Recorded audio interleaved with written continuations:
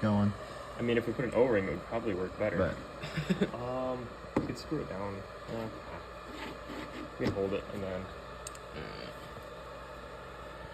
All right, air engine, 3D printed. Just assembled this thing. Uh-oh. We're leaking. Uh-oh, we ran out of air. Uh-oh. we're in out of Oh air. no. Shut it up. Increase 40. There we go. 45 PSI. I like it. That's sweet. Pretty cool.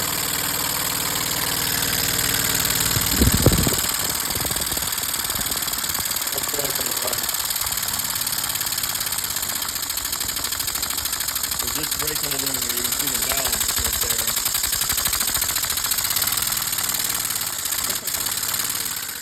That's awesome.